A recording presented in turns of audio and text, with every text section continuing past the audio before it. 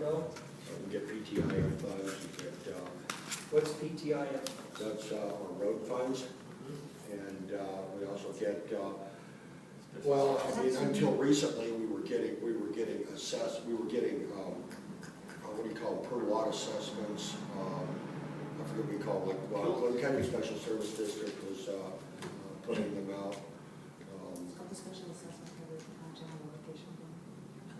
No, I'm talking funds that come back to the town. Does that leave? That's No, no money no, paid in. no. As citizens, we spend money in our daily, whatever the heck it is. The state and county sends money from our activities back to this community. My question is what funding comes back from the state and the county to the town of Bigwater? Road funds, PTIF, you might, for those that don't know, it's gasoline tax. When we fill our cars up, all right, there's a certain percentage of that goes to maintain roads, right? Okay, anybody else?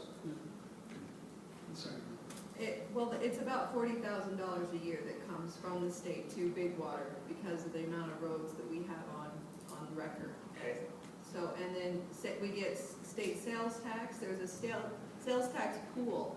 And we get about $40,000 a year from state sales tax, but that's not just from Bigwater. A small amount of that comes from sales tax in Bigwater, but there is a statewide pool that each community gets a percentage of. So annually, the town gets about $40,000. Actually, it increased, I think, $42,000 for that. Okay, any others? I just wanted to mention the new one that people have been looking at, the transient use tax. That's what's funding the Dinosaur Festival, and I think we should definitely take a really aggressive stance in trying to get as much of that as possible to promote tourism here in Bigwater. I think that that's a really good industry for us and a good way to help develop the economy here, but yet still keep our small, close-knit community. So. The transient room tax is on all the rooms in Kane County. And so Kane County gets to collect that. It's 4.25% on every room for every night. And that's about $1 million a year that the county's collecting. And about a third to half comes from Mom and Gary alone. So they said over there, it's like having Santa Claus in their backyard.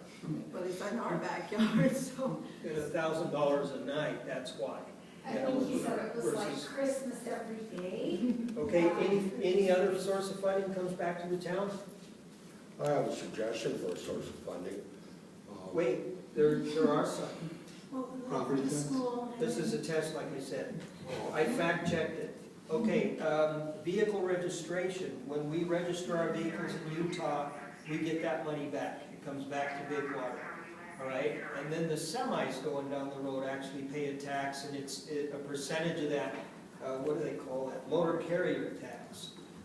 Gets assessed for the truck drivers, and we get a percentage of that based on the traffic that comes through here. The reason they set that up is to offset damages to your roads, you know, in your community, the truckers. So anyhow, those are some source of fundings that come this way. If you total them up, it's just interesting. I can't research nothing without sharing it. Sorry. Okay. Okay. Here's a humdinger of a question. Ethics training is an integral component of public service, and all public officials are encouraged, some required, to participate in this training. What are some of the ethical issues surrounding a town council member? Starting with Mr. Graff. I imagine they'd be